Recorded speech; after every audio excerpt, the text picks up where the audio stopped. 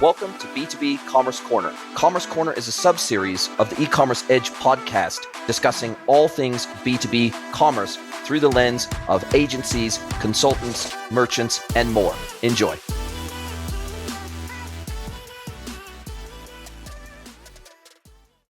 Welcome to another episode of the E-Commerce Edge podcast.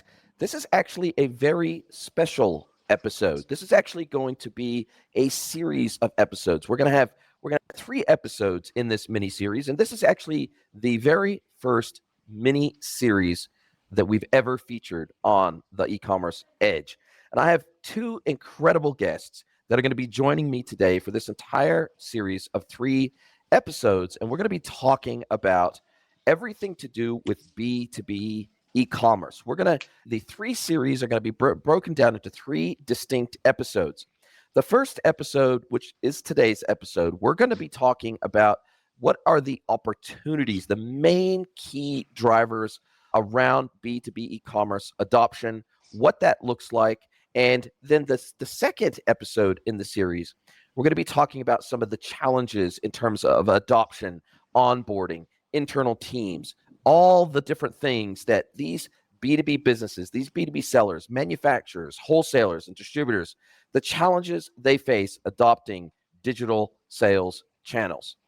The final episode in the series is really going to be the action point series. It's what are the next steps that these individual sellers can take to onboard digital sales channels effectively, efficiently, and successfully into their business.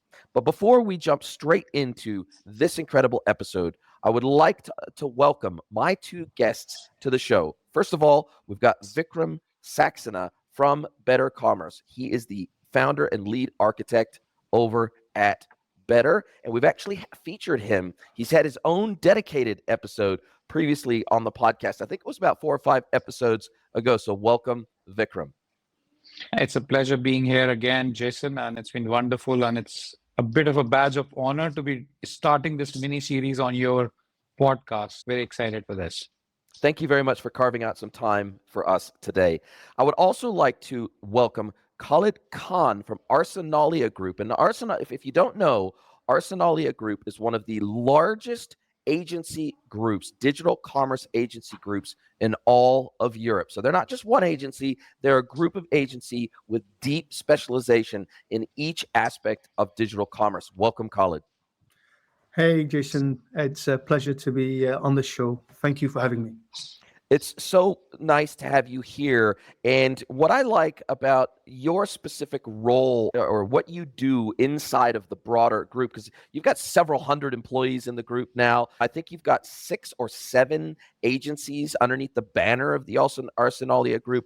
But what you have specifically been tasked with is how do we grow all of the opportunities across the group to deploy B2B e-commerce and digital commerce on behalf of our clients. Yeah, that's right, Jason. Actually, we've got 13 specialist business units.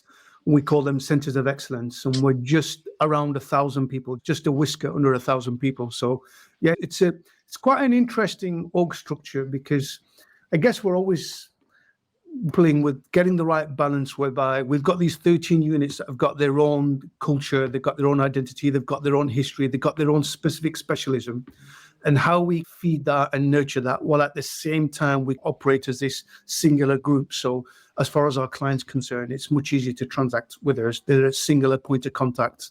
And it's a singular service provider that sits across both creative, system integration, design, advisory, etc. So it's quite a broad offering. And sometimes it's quite a challenge how we articulate that and how we position ourselves in the market.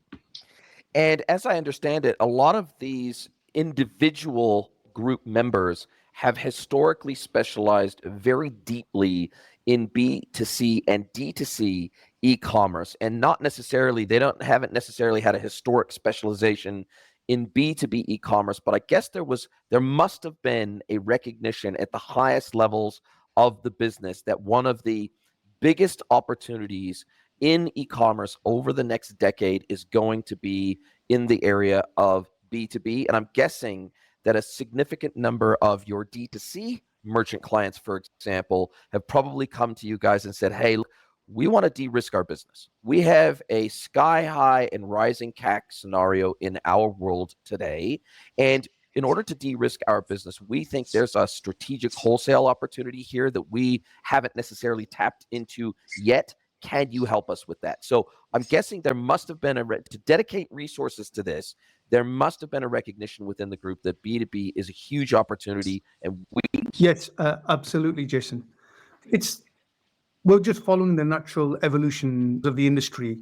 Of course, B2C, D2C were early adopters of digital commerce at the turn of the century, and naturally, the B2C buyers now are working in B2B businesses. They're bringing the same kind of the millennials are bringing that B2C mindset expectation into work. And of course, as you rightly said, our clients are recognizing this. They're D2C businesses, wholesalers, manufacturers, and they understand the direction in which the wind is blowing. And there's always an interesting two ways of looking at this. On the one hand, this is an opportunity and this is what buyers want. And then there's also the risk of doing nothing. If you, as a established business, ignore this movement, this trend, then you run the risk of essentially your competition taking your market share. So yeah, absolutely. We've been driven by our clients, and a lot of the clients that we served in the B2C, D2C space are now asking us to help them build out digital sales channels in different forms to help them capitalize on this much, much larger B2B opportunity.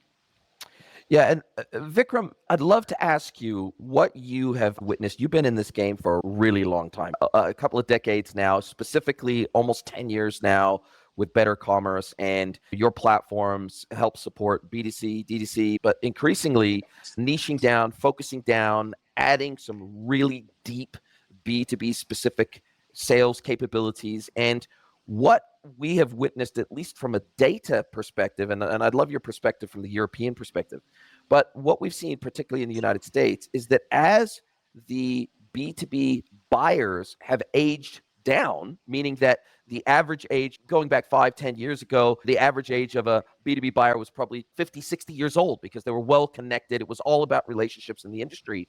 Whereas now DC 360 data and Department of Commerce data within the United States shows that over 60% of B2B buyers today are now millennials. So it means that there has been some attrition in the buyer space. Some of the older buyers have aged out, they've retired, they've moved on to other industries.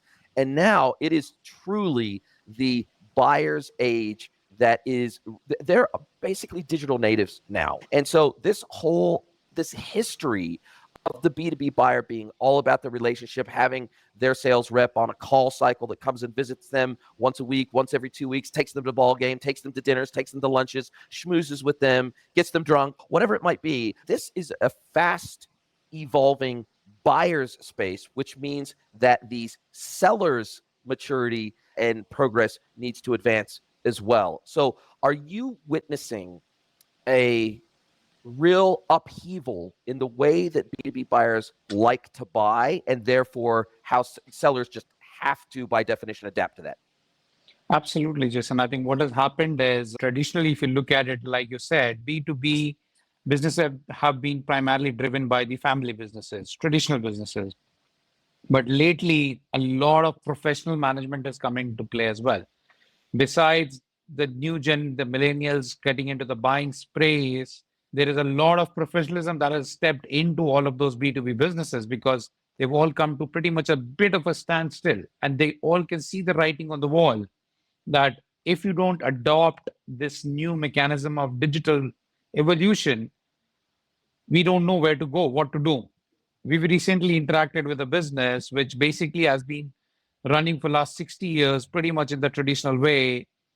And interestingly, it was a family-owned business and run by father, grandfather, and just like it's been going through that whole chain.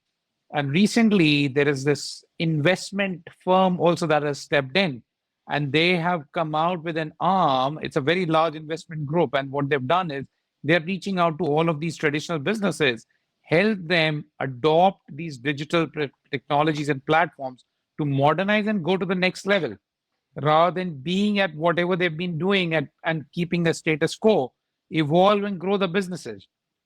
Now, the moment large investment firms also start thinking about that, I am sure that will drive huge amount of innovation, and it'll start pushing the traditionally owned businesses to learn from that particular process and grow the business further rather than just maintaining the status quo. So I think this adoption is here to be there, is definitely here. Now it's just a matter of time when and how quickly you want to get there. You can keep your, there's a very old saying, there's an old story that goes, pigeons, when they see a hunter, they think that if they close their eyes, the hunter is going to go away. The problem is the hunter never goes anywhere else. He's just there. Closing your eyes is not going to take away all of that digital revolution that is happening around you. So you have to open your eyes and learn to adapt and handle how it is, how you're going to handle your business with it. Otherwise, in few years' times, it may or just may not be there at all. No question about that. I think that burying your head in the sand, so to speak, is not going to get it done from a digital commerce perspective. Now, Khalid, one of the things that I find super interesting, and I'd love to hear your thoughts on this and get your take on this. When I start working with a D2C brand for the very first time, because about 50% of my customer cohort as a consultant are D2C brands that are wanting to establish strategic wholesale routes to market. They're trying to establish strategic wholesale channels. And about the other half is like they're dedicated B2B businesses. They're manufacturers, wholesalers, and distributors that have always sold to other businesses. And what I find super interesting when I start, because oftentimes the first step I have to take when I'm talking to a D2C brand, and they've only ever been D2C, about what the market opportunity looks like in the B2B world, one of the first challenges is educating them about the major digital sales channels that are available in the wholesale world that they don't necessarily even know about, they haven't heard of. They might be experts in product development. They might be experts in digital marketing, digital customer acquisition, digital retention, remarketing, etc. They might be absolute experts in that. When all of a sudden you start talking to them about this whole EDI thing, this whole punch out and e-procurement thing, this whole self-service e-commerce thing, plus you still have the traditional sales channels in the B2B world like you do in the B2C and D2C world, shopping comparison websites, marketplaces, etc. And so when you first start talking to these D2C brands, is it largely an educational exercise about explaining even what the opportunity is before they can start considering, okay, which channels do we start to execute on first? Yes, absolutely. B2B commerce is, I would argue, more complex than B2C commerce. B2C commerce is relatively simplistic. And as you rightly said, B2B buyers buy in different ways. It's not always a human, to your point. It could be in an ERP talking to an ERP system. It could be a procurement system talking to your catalog. So absolutely. And I think another interesting area of discussion, and let's call it market opportunity realization, if I can call it that, is the impacts on the organization, because it's a lot more in B2B than just selling. Of course, selling is there, but if you think about the administration, the client servicing, all those repetitive task queries, clients want to know about order status, they want to know about credit limits, et cetera, et cetera. So there's a great deal more over and above just selling. That there's a big kind of educational, and that's where we like to start, because again, the way we work, we want to really understand our client's business. We want to because there's no single solution, no one size fits all. Every single business is unique. The requirements are unique. The channel mix is unique. So yeah, absolutely. One of the first things that we want to do is understand, get to know the client, get to know their business, and educate them on the ways, because it's that famous saying that I laughed when I first heard Donald Rumsfeld mention unknown unknowns. I remember looking at the TV and laughing, thinking, crikey, that's a funny phrase, but I've used it so much since. There are those unknown unknowns that the client may not be aware of, the ways in which they could do business and interact. So yes, there is definitely a big education piece. And Vikram, one of the things that usually gets D2C brands over the line, in my experience, in terms of at least very seriously considering establishing these strategic wholesale digital routes to market, are the by default stickiness of the B2B customer, the by default very high AOVs, and the very high CLVs by default. It's part and parcel of the B2B world, because it's it takes more time to onboard a B2B customer into your organization. They have to go through credit checks. They go through a trade application typically. They have to be onboarded into the ERP. They have to have a price list assigned. They usually have an account manager assigned to them. So there's a whole onboarding process that happens when you are taking on board a new wholesale customer into your business. By definition, because the barrier to entry is higher and the barrier to acquisition in many respects is higher, the stickiness by default is also higher. And so therefore, whilst we might have to work a little bit harder to win that wholesale business, we might have to put a little bit more effort in to get them onboarded into the business and to service them at a high level, the rewards are astronomical. And so while the B2C and D2C world is worried about remarketing and setting up marketing automations to stay in contact with their customer and the latest promotion or the campaign or whatever it is, loyalty is built into the business model of B2B. And that seems to me to be a very attractive part of the wholesale opportunity. Absolutely, Jason. I think it is as loyalty is indeed a very inherent part, like you could say it's inherently built into the B2B business model itself. However, having said that, you should not take your customer for granted. As much as it is inherited, customer is always still going to find and look for different suppliers or distributors or OEMs, typically not manufacturers, but definitely different distributors. And the reasons could be many. Could be stock availability is one of the biggest differentiator into the B2B world. Stock availability, pricing conditions, the terms and conditions that you've agreed with them, plus any additional value add service that you could offer. I think that makes a huge difference, in terms of convenience. So for example, if you look at the channel of punch out, one customer, one of your suppliers may be giving you punch out, which makes your life so much easier.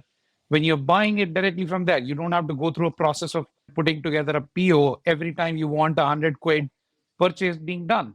With punch out, it is all done, consolidated in one shot, and then all sorted out, fully automated. Of course, there's a little bit of an onboarding time and cost involved, but in the long term, it helps. But where it comes about to consumables, punch out is a phenomenal element that is required in the business.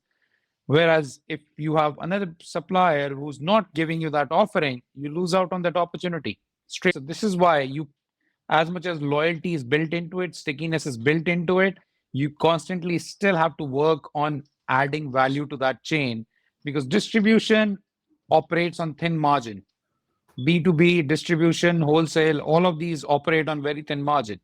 The profits lie in high volume, and you have to ensure that there is a value added at every step in that whole channel. If the value is missing, the customer is straight away going to go away. You make a very good point, and Khalid, I'd love your thoughts on this. I find that wholesale distribution, that whole world is increasingly moving to an almost exclusive e-procurement model because of those additional efficiencies that are brought to the table. And if your business is running on sub 5% net margins, if you can save even 1% in administrative costs, that is materially impactful to your bottom line.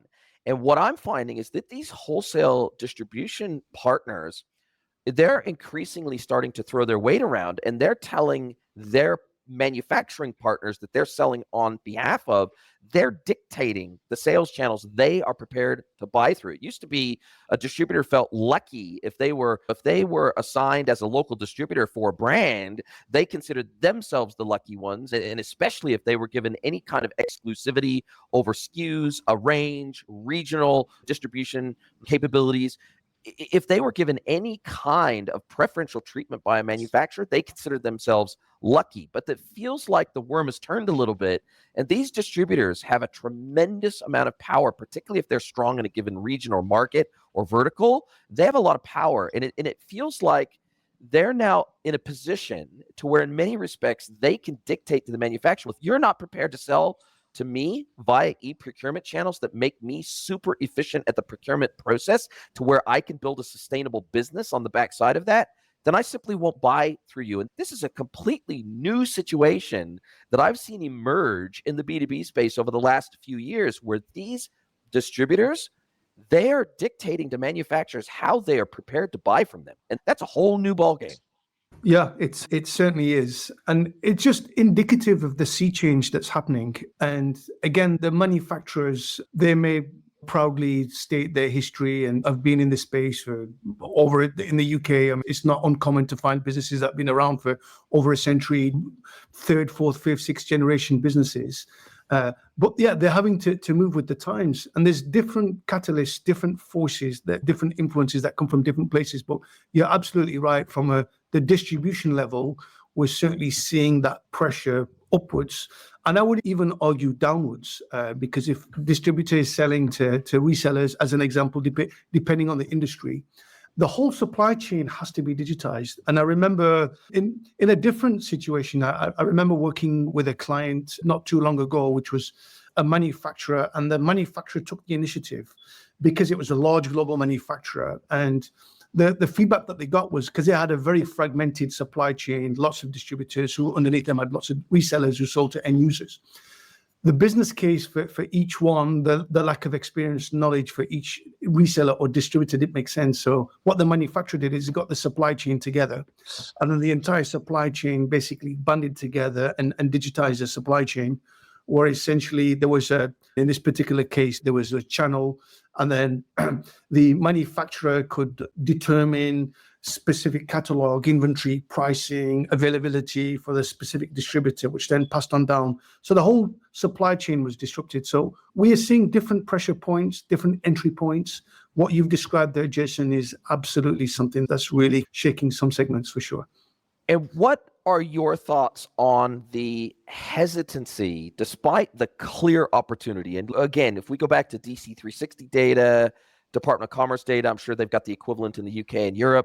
The forecast growth in B2B digital commerce across those three primary channels being EDI, punch out, self-service e-commerce, so all digital commerce channels, the forecast growth rate is like 8 to 10x what the forecast growth rate in B2C and D2C e-commerce is over the next decade. Now, admittedly, one of the reasons for that is because the B2B space is more immature. The adoption rate has historically been lower. We're starting off of a much lower base. And so and as a result, the B2B space has a lot of catch up to do versus their D2C and B2C counterparts, versus D2C is very mature. B2C is very mature. Even a decade ago, it would have been almost unthinkable if you were starting up a new brand to not offer e-commerce. Even if you had physical retail stores, it would be almost unthinkable to not also offer an e-commerce buyer's portal for your customers.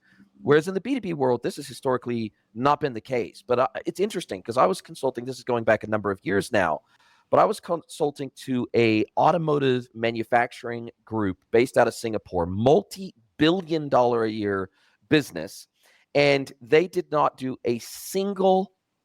they had no digital routes to market at all across their entire group globally. So not a single business unit did e-commerce, self-service e-commerce. They did a little bit of EDI, a little bit of e-procurement, but zero self-service e-commerce across the entire group globally. And we're talking, this is a multi-billion-dollar business here. COVID changed all that because most of these big brands, they got religion pretty damn quick during COVID when they realized, oh my God, our sales reps can't go out and do sales calls anymore. They can't go knock on doors. They can't go to ball games. They can't shake the trees. They can't go out and win new business and expand into new categories, etc. And so a lot of these brands, they got religion pretty quick during the pandemic. Oh my goodness, we better start establishing some digital routes to market and digital customer acquisition channels as well. And what I saw during that time, not only did a lot of B2B brands get religion about establishing self-service e-commerce channels, but even ungating those experiences became the norm during COVID, because all of a sudden now B2B buyers were starting to source new suppliers almost exclusively online. They were typing into Google, Widget X manufacturer, Widget X supplier, Widget X distributor. They definitely weren't going to the yellow pages, and they weren't waiting for a sales rep to come knock on their door. They were going and looking for suppliers online. And from your perspective, or both of your perspectives, did you see COVID radically change this industry? Because I saw more change happen in a 3-year period than I think I probably saw in a decade before that. Yeah, you're showing your age there, Jason, by referring to the yellow pages. Exactly. I remember COVID, for all of us, it was the first time we experienced anything like that, not knowing what this thing was and lockdowns we had and all the restrictions, etc. And suddenly we were forced to change the way we did lots of things, everything. Even I was just reading a few days ago about the Peloton as a business, how you go to the gym and exercise. We saw it influenced, change our behavior in so many ways. And I think, yeah, what COVID did was really force human beings. We're nothing if we're not creative. We're always creating, finding solutions. And then when this reality of lockdowns and COVID hit us, again, our brains got to work and we saw a huge rise in kind of digital commerce. And we read about, as you say, brands doing, we had clients doing 700, 800, 900 compared to the previous years when COVID first hit. Yeah, I think this accelerated. Well, I think we would have got there eventually, but what COVID did is acted as a catalyst and accelerated the way we thought about commerce and digital commerce. And it just, I'm an optimist. So despite all the doom and gloom around COVID, I see this as one of the positives. It accelerated what I see as some good behaviors. Yeah, no, absolutely. I completely agree with Khalid, and it has accelerated by at least by 5 years. I would say all of that digital evolution that would have happened probably after 5 years, it just got compressed within a couple of months. Having said that, I think in the B2B space, that ungating of the product catalog is still a huge problem. People still keep their product catalog behind a login. I understand that the sensitivity towards the price is customer specific, and that's normal, that's fine. But at least make your catalog discoverable, at least on the listed price. You don't have to put the customer specific price, just make it available on the list price. Nobody's going to buy it on list price, but at least they know that this is the list price. And if they register, then they can, of course, get their own specific price. They can negotiate on all of that. But at the same time, the catalog is not discoverable as of now by Google, which means you are almost non-existent to the digital world. So your limit of business expansion, your business expansion is pretty much limited to whosoever you've actively and aggressively just reached out to, but not the people who are actually looking out for the products that you already sell. So I don't see much of a business case to keep your product catalog gated in today's day and age. Make your product catalog discoverable by everybody else so that you find new customers without spending a lot of money on it. And this does not need you to spend millions of dollars on PPC to be discovered, right? It's simple, plain, organic search. Unless until you do that, it's just not going to be discovered. So I think that is yet to change. Majority of businesses are still keeping it behind the lock and key, whereas they have to become a little bit more liberated and bring it all open. Yeah, you go, Khalid. Sorry, especially as when we consider onboarding a B2B customer is not a B2C customer. I can see something on TikTok, press a few buttons, and Amazon's delivered it to my house by the end of the day. Whereas again, in the B2B case, there's contracts, yes, credit limits, there's credit terms, there's a regulation. Exactly. There's a whole host of requirements, let's just say, to get a client onboarded. And it doesn't always follow that you want to buy something. The seller may not necessarily sell to you for a host of different reasons. There could be the regulatory, legal reasons. They've already got an exclusive agreement with somebody else. So I think whatever can be done to reduce friction and to accelerate or ease new customer onboarding. And to Jason's point earlier, one of our businesses is a performance marketing agency. I regularly read and talk to people about customer acquisition, the cost of acquisition, and everything that's taking place with Google deprecating and the changes that Apple has made. It's becoming harder and more costly to acquire new customers. So we should do whatever we can to make it as easy as possible. And as you rightly say, Vikram, and buyers' behaviors are changing. And to your point, Jason, it's like a language. I feel like young buyers speak a whole different language to us. I mean, I joked about the yellow pages, but I completely remember the yellow pages and using the yellow pages. Whereas today, it's go online, it's search, it's voice search, whatever it is. It's a whole different language. And yeah, I think B2B merchants need to evolve, but I think the big barrier in my mind is just unknowns, is education. It's just not really understanding and knowing. And I think that's where, Jason, with what you do in your advisory business, what we do in our business, it's that education of making buyers, merchants, sellers understand how they can leverage these opportunities. No question about it. And I think what I'd love your take on is the evolution of buyer expectations beyond the transaction, beyond the buy now button, right? And nowadays, I see in the B2B world that even if I'm a huge whale customer and I'm sending you orders via EDI, my ERP is talking to your ERP and there's no human involved apart from the generation of the PO on the buyer side. And even if I'm buying off of you via punch out and e-procurement where my e-procurement system is talking to your seller system and we're getting orders pushed into your system electronically as a preferred supplier, which is how that e-procurement model usually works, we now are seeing a dramatic increase in the expectations of a whole bunch of self-service digital functions beyond the actual spending the money to buy a product. And a lot of these whale customers or these punch-out based customers, they expect you to extend to them many other digital services. That means I do not need to talk to a human being, or I don't need to jump on the phone. I don't need to send an email. I don't need to send a fax.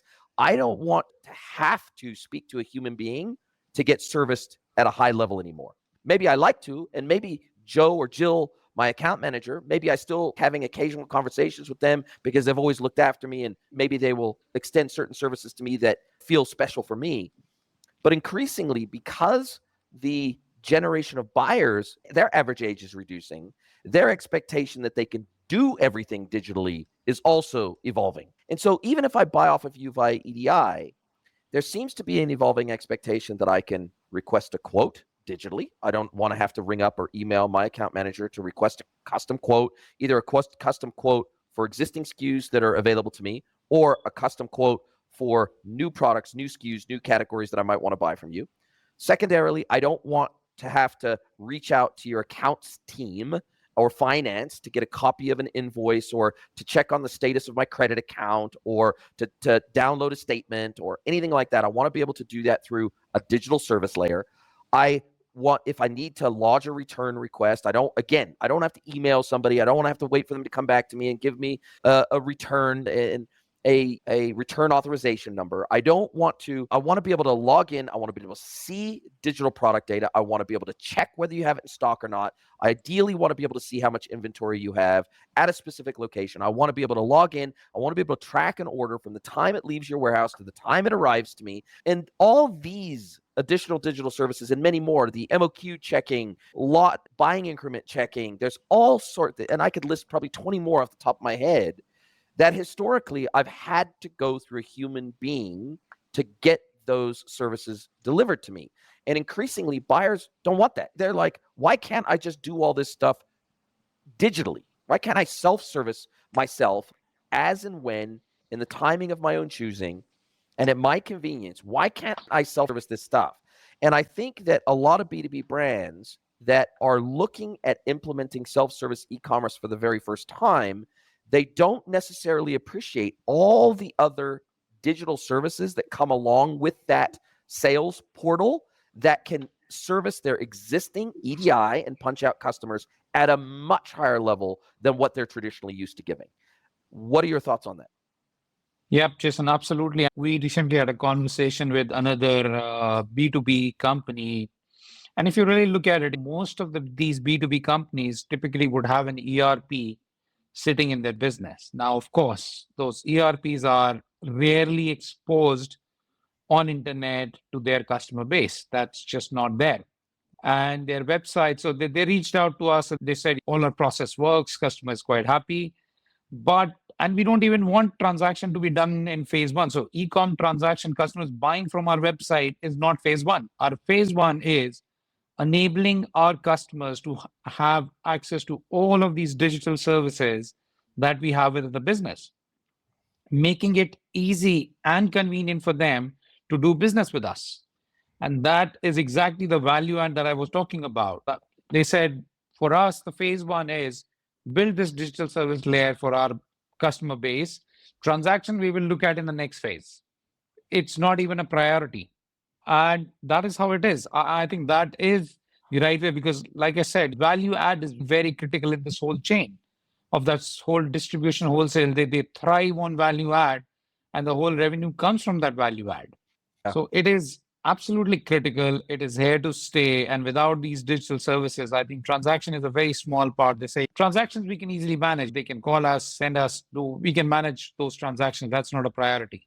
Priority is to serve our customers better and faster and quicker. And like I said, this is the writing on the wall.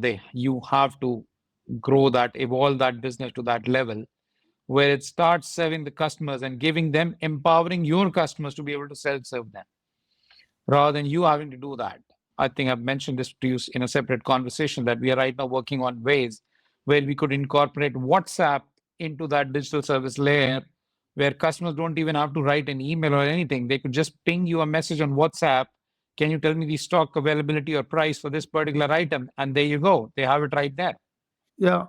One interpretation of this behavior could be there's less, let's say, telephone or direct communication, but I see the opportunities being exactly the opposite. So a lot of these repetitive, mundane, time burden, heavy tasks. Somebody wants, let's say, hey, could you send us our invoices across? Send them again. Somebody has to spend time doing that.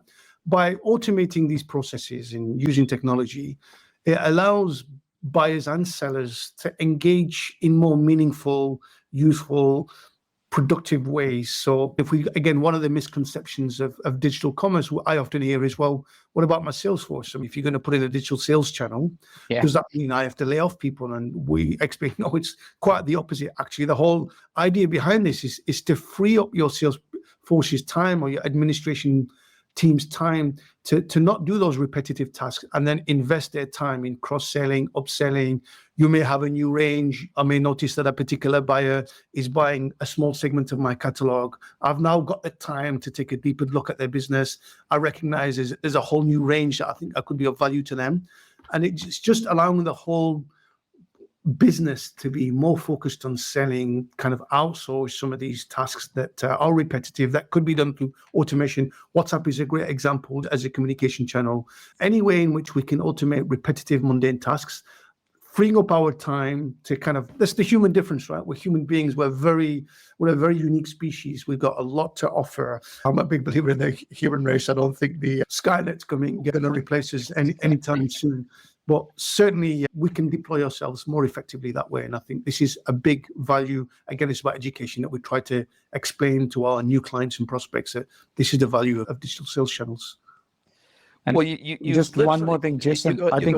I remember you'd mentioned in one of our conversations, I don't remember a sales guy saying, I love doing all of these admin tasks. Literally, you took the words out of my mouth, both of you. When I go in as a consultant for the very first time, oftentimes I'm seen as literally the enemy at the gates by sales teams, right? When I go in and I first start talking to them, they're like, oh, you're the guy that's going to replace us with the machine. You guys, you're the guy that's going to replace us with a robot, right? Like you're the guy that's going to pick my pocket and take away my commissions, right? Because we're going to move everything over to digital sales channels. And it's actually no. And if I can have 10, 15 minutes with the sales team, usually I go from their imagined worst enemy in the world to their best friend, because I literally don't know a single salesperson that likes admin. They actually hate it. It's part and parcel of their job today, and they have to do it, and they know it's part of the game. They have to do it. When I start consulting, and when we look at the actual time, the real time that these sales reps, the split of time between admin tasks and actual value add for both them and the customer, the split, it can be pretty extreme. So we see that anywhere from 20, sometimes up to 60% of a sales rep's time is spent on pure admin functions that add zero value to anyone. And they're a glorified admin assistant. They might even go out and take an order in their iPad and type it in their iPad, but then they have to literally take it back to the office, sit the iPad on their desk, and they're keying in the order directly into the ERP system for fulfillment. Or they hand off that order. They email the order to someone in their admin team who then keys in the order. Or the admin team is literally taking a phone call or a live chat from their customer, they're answering questions, and then they're literally, while they're on the phone or on the live chat with the customer, they're keying in the order directly into the ERP or the WMS for fulfillment. And I just think that is not a good use. As of 2024, that is a horrible use of what is a precious commodity, which is our humanity, our ability to build relationships, our ability to build camaraderie and trust, our ability to have these deep-seated conversations where we, instead of selling SKUs, we're actually selling solutions and providing solutions into the market. And the final thing I'll say on this, and then I'll get you guys' take, is that I very rarely run into a manufacturer that is only a manufacturer. Almost always, they're manufacturing, say, 10, 20, 30% of their catalog, but the rest of their catalog, they're a distributor for, right? Because they don't want to just sell a SKU into the market. They want to sell an entire solution. And they might not manufacture that entire solution, but they want to sell the entire solution into the market. And this is extremely common in the wholesale space. We see, okay, cool.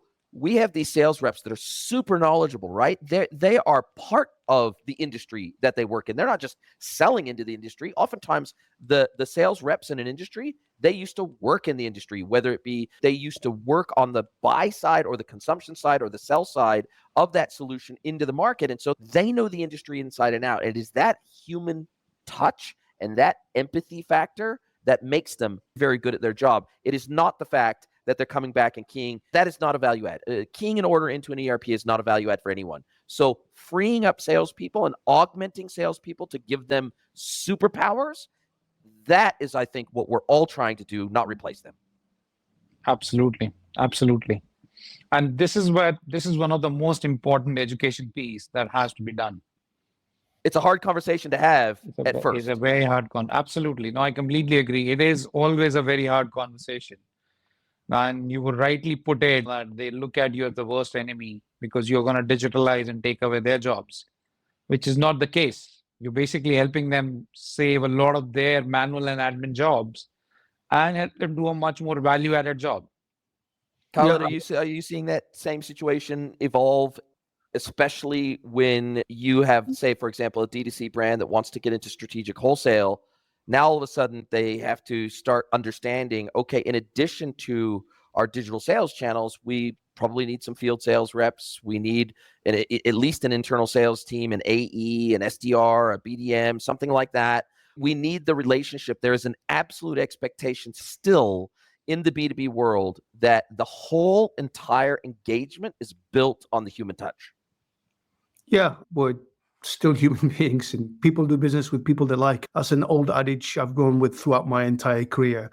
And even whenever I'm engaging, I get to know the people first. When I come across a new client, that's really important on a personal level for me. I really want to get to know with the human beings I'm working with. I want to get them to know me, who KHALID really is. So yeah, and as you said earlier, Jason, it's the greatest resource of any business is always their people. It's the most cherished, protected, preserved resource. And explaining to businesses how they can leverage that and how they can use that to grow their business or deliver value or whatever their KPIs are, I think is really powerful. And it's this whole augmentation, how we can make the human beings superpowers. I like that phrase. That's a good one. And how we can give them superpowers, how we can elevate them. I think that's really important. And again, automating all these processes, whether you're doing it on WhatsApp channel or using that as a channel or something else, just freeing up the salespeople's time so they can be more powerful, more productive, more effective. Yeah, I think that's a very important early kind of, let's call it early gorilla in the room that we kind of address, elephant in the room that we want to get out of the way early on in our early engagements. And we find when we do that, it's suddenly there's a kind of a realization, almost like a veil's been lifted, and an understanding, because people realize then how digital can seamlessly work with the sales force and the physical, non-digital side of the business. What I tell salespeople is I say, tell me the things you hate about your job. What are the tasks you hate doing? What are the things you hate doing? I will make you a promise. If you're honest and transparent with me and you tell me all the things you hate about your job, because, hey, look, and I kick all the leadership out of the room. I kick the CEO out of the room. I kick the CEO out of the room. I kick usually the CRO, the Chief Revenue Officer. I kick them all out of the room. And I say, you're just talking to me now. I said, this is not being recorded. This is just me talking to you, right? You don't have to worry about getting fired for telling me what the worst part of your day is, what the most horrible part of your job is. And they start telling me all these things. And I say, if you're willing to be honest with me, I will make you a promise that I will do everything in my power to automate all this crap out of your life. This stuff that you hate doing, I will do my level best to help automate it out of your life. So let's work together. We have to work together to achieve this. And what I tell them, look, you are essential. If you are not on board with this whole digital thing, it won't happen for the business, because these salespeople are so integral to the business that they usually have to go and sit alongside their customers, their named accounts. They have to go literally physically sit alongside them, or virtually with a shared screen.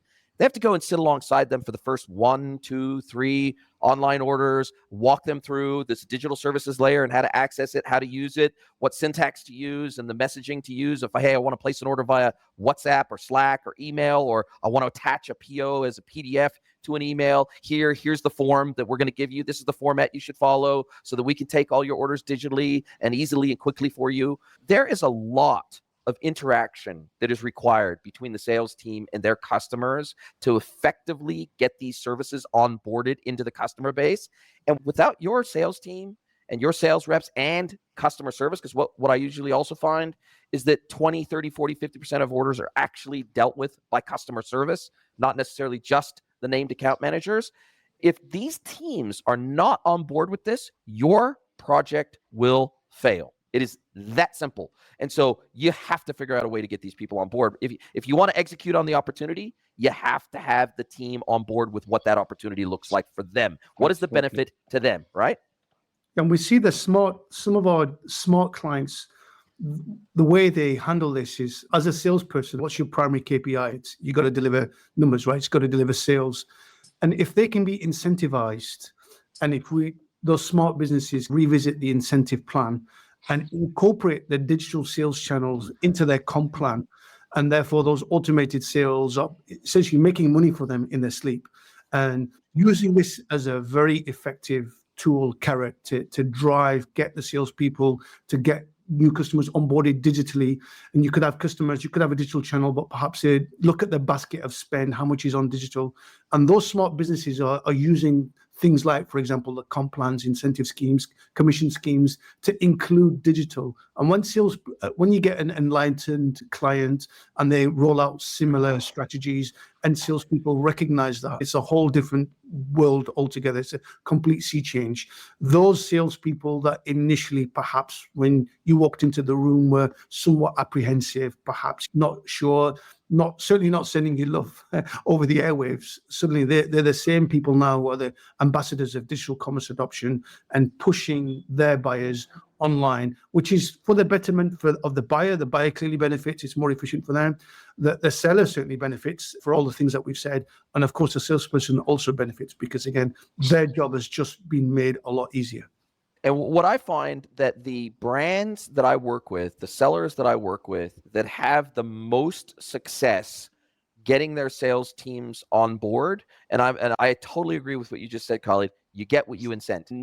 Nowhere is that more true than with sales reps, right? The reality is that sales reps follow the money. That's what sales reps do. They follow the money. I heard a story from Oracle. A friend of mine used to work for Oracle. And what he said is that if they wanted a sales rep to start, let's say they brought in a new piece of technology or a new piece of software that was, and an old piece of software was either being deprecated or they were deprioritizing the sales of that software and the new software, all they would do is they would just cut the commissions in half on the old piece of software and they would double the commissions on the new piece of software. And literally almost overnight, those sales reps would stop talking about that old piece of software at all, and they would only talk about the new piece of software. So if you get what you incent with salespeople, and the brands that I see having the most success with both internal and external adoption of these new digital channels and digital services is when they offer an additional incentive for digital sales channels. So not just putting them on a level playing field, but saying, hey, we know that if these sales come in via digital channels, we gain more efficiency as a business. We maybe gain 1, 2, 3 points of margin, on every digital sale that comes through the business because of the efficiency to the business. And we're able to take the data is the oil, right? We're able to cross-sell, we're able to upsell, we're able to remarket, we're able to bring marketing automation to the business. We're able to do all sorts of things in terms of merchandising that we are not able to do through physical channels in the same way. And as a result of that, the total commercial business benefit in aggregate is massive to us. So what we're going to do is we're going to give you an extra maybe 1%, 2%, 3%, 0.5%, whatever it is. We're going to give you an extra incentive as a sales rep to help us onboard customers into these new channels, and we're going to incentivize every sale that comes through a digital sales channel, and we're going to incentivize that differently to how the orders that come through manual channels and that you manually key in, we're going to treat those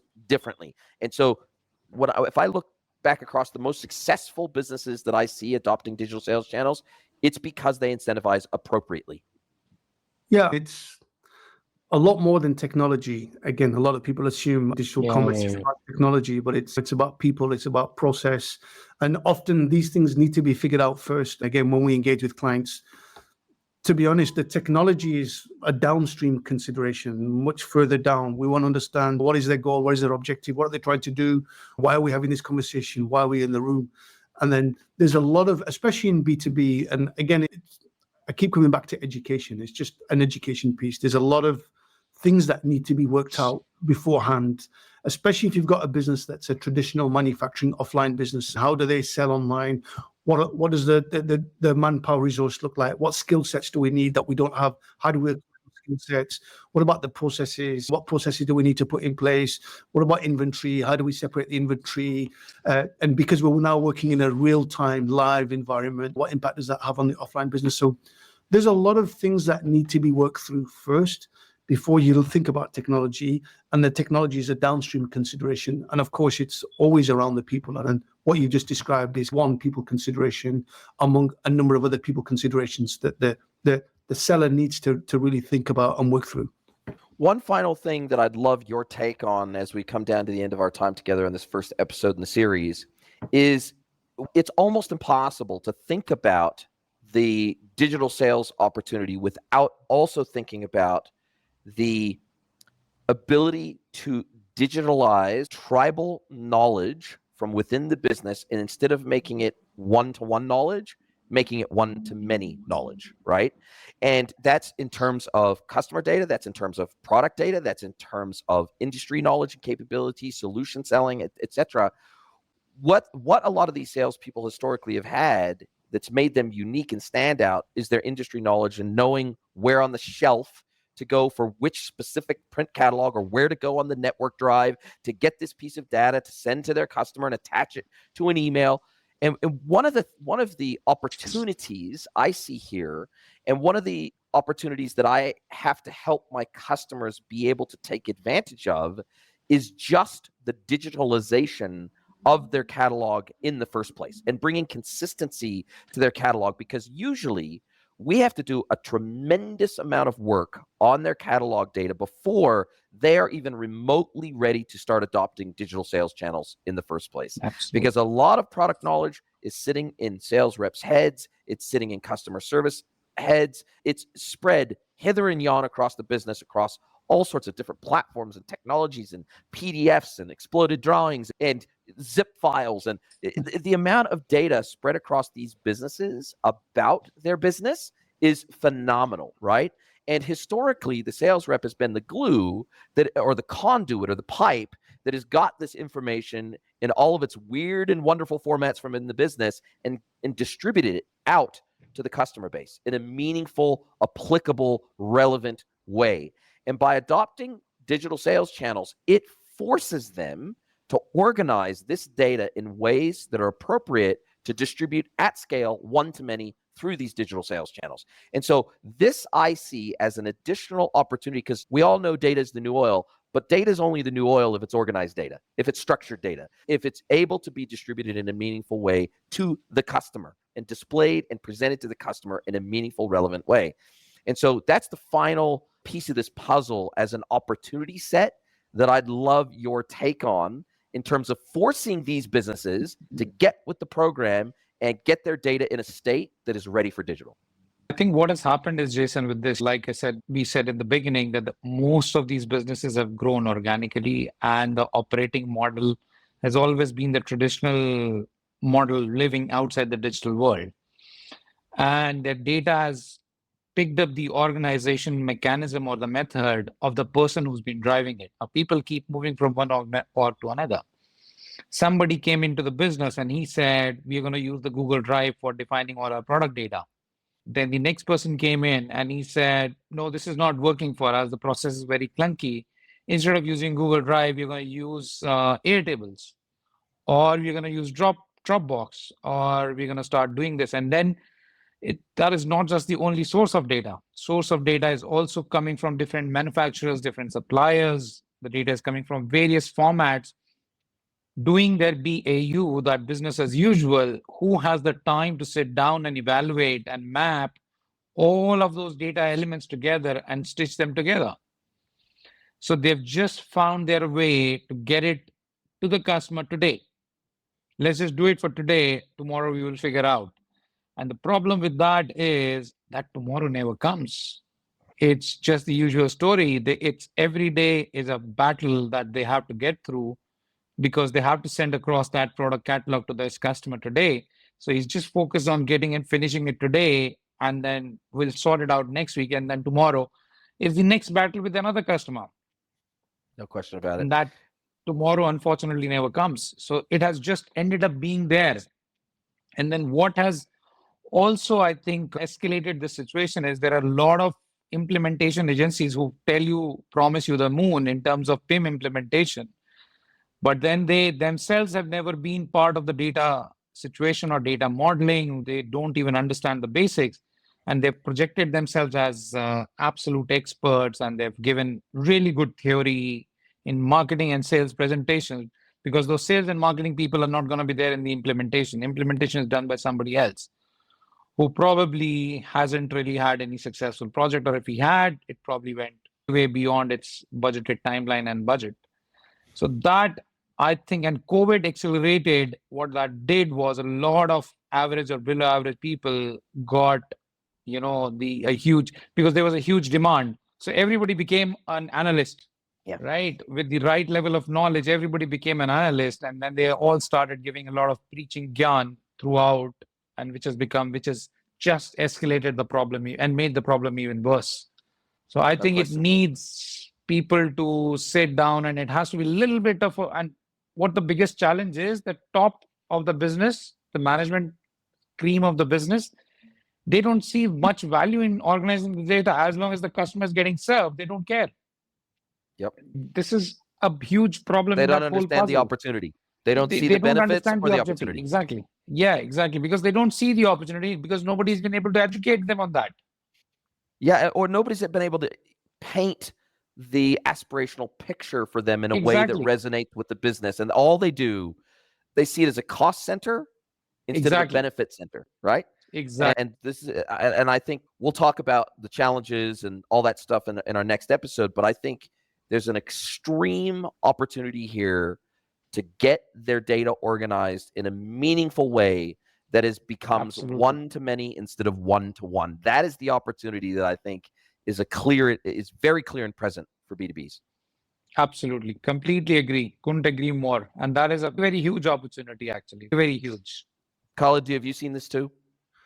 Yeah, absolutely. This is why this kind of digital commerce transformation, it requires buy-in from all the various stakeholders in an organization. It can't just be owned by B2B businesses, believe it or not, today, heads of marketing or the marketing team. Or IT, because oftentimes these B2B brands don't even have marketing. They've got a sales function, but oftentimes they don't even have a marketing function. Yeah, or IT.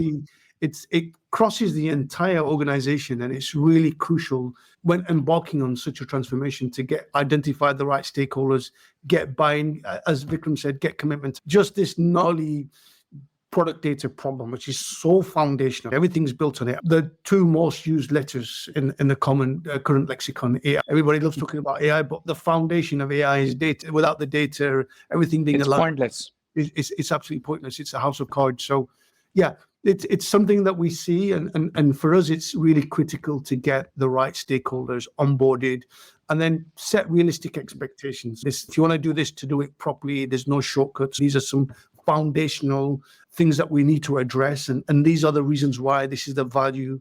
But again, if I think about the product example that you gave, I really see it as almost like underpinning the foundations of your house. This is not just a cosmetic change. Getting that data, getting all that in the right way is delaying the foundation for the future. And I'm sure we'll talk about AI in another conversation, but all those opportunities that exist both today and are on the horizon, in order to capitalize on that, these are some of the foundations that need to be in place today.